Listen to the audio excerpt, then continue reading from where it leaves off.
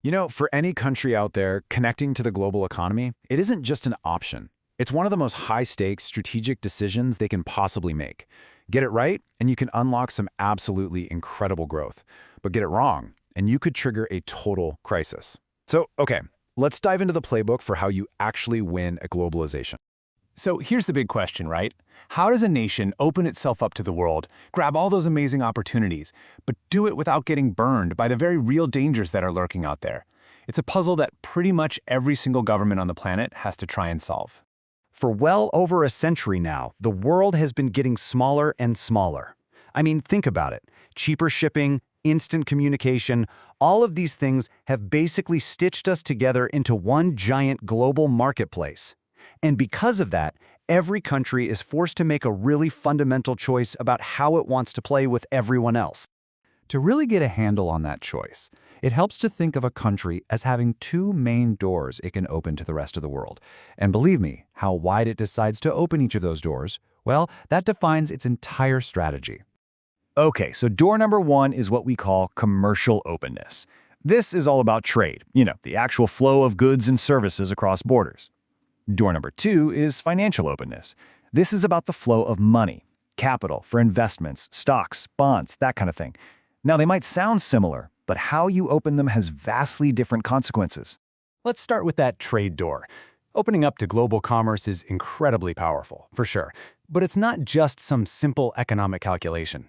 It's more like a delicate balancing act, and it almost always creates these deep social tensions between the people who win and the people who lose. The entire argument for free trade really comes down to this one beautiful idea: comparative advantage. And what it means is you don't actually have to be the absolute best in the world at making something. You just have to specialize in what you're relatively most efficient at and then trade for everything else. It's basically the logic of teamwork, but on a global scale. And you can see this playing out all over the world. I mean, some advantages are just gifts of nature, right? Like Saudi Arabia sitting on all that easy-to-get oil, or Chile with its huge copper reserves. But other advantages are man-made, like India's incredible software industry, which grew from a mix of a huge, educated, English-speaking population and just pure entrepreneurial spirit. Each country has to find and lean into its unique strength. Okay, so that sounds great. Specialization creates booming export industries. The companies and the workers in those fields, they are the clear winners. But here's the catch. What about the industries that can't compete with a flood of cheaper imports? What happens to all of them? And this gets to the absolute heart of the challenge.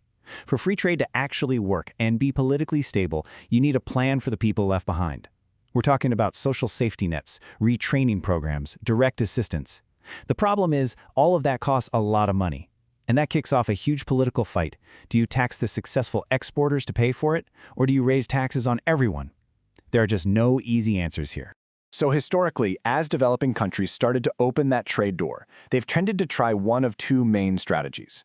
The big question was, do you protect your new fragile industries from the world, or do you push them out into the ring to compete from day one? On one hand, you have import substitution, or ISI. The whole idea is to basically wall off your country with high tariffs and then try to build up your own domestic industries to make everything you need yourself. On the other hand, you have export promotion, or IP, and this is the complete opposite. The goal here is to grow by selling to the rest of the world, right from the get-go. It's really a choice between looking inward or looking outward. But here's where it gets really interesting. The trade-offs are huge. That first strategy, import substitution, it really only works if you have a massive domestic market to begin with. And the big risk is that your protected companies get lazy, inefficient, and politically connected, and they never actually learn how to compete. Export promotion avoids that trap, but wow, the pressure is immense. You have to be globally competitive from day one, and you have to constantly get better. And if you look at history, the record tells a pretty clear story. You can see here that while developing nations used to have really high tariffs, a classic sign of those protectionist policies, they've steadily brought them down over time. And why is that? Well, because by and large, the export-led strategies, especially the ones we saw in Asia, just turned out to be way more successful. It turns out that facing global competition forces you to innovate and get efficient, and that drives much more sustainable growth in the long run. Okay, so let's shift gears and talk about that second door, financial openness. Now, opening the trade door is a balancing act, then opening the money door is a high-stakes gamble. It offers the promise of pouring rocket fuel on your economy, but it also comes with the very real risk of a catastrophic explosion. Now, the appeal is obvious, right? Your country can suddenly tap into this huge global ocean of capital. But the dangers are just as huge.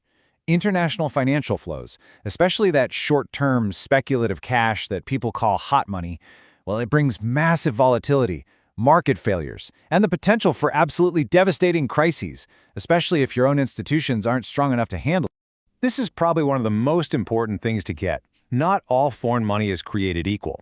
You've got foreign direct investment, or FDI. That's money that's used to build real things, like factories and companies. It's long-term, it's stable. Then you have portfolio investment. That's money just flowing into stocks and bonds, and it can be pulled out in a millisecond, which makes it incredibly volatile and not always connected to making the real economy any better. And the 1990s gave us a pretty brutal lesson in what happens when all that volatile portfolio money suddenly decides to pack up and leave a country. This sudden stampede for the exits triggered a devastating chain of crises all across the emerging world, from Mexico to Asia to Russia and Argentina, and it just wiped out years of hard-won economic progress. So you'd think more foreign money means more growth, right? Well, what's really fascinating is when you actually look at the data. What we're seeing here is a comparison between how open a country is to capital flows and how fast its economy grows. And unlike with trade, where there's a pretty strong link to growth, the data for financial flows is, well, it's a mess. There's no clear pattern. More foreign capital doesn't reliably lead to more growth. The potential reward just doesn't seem to match the massive risk. So, after all that, what have we learned? Let's take the lessons from both the trade door and the money door and see if we can put together a coherent playbook for what the source material calls intelligent integration. This really brings us to the single most important takeaway of this whole thing. The debate isn't really about being open versus closed. The absolute key to success is how you open. It requires a really sophisticated strategy that lets you embrace the benefits while you actively manage and contain the risks.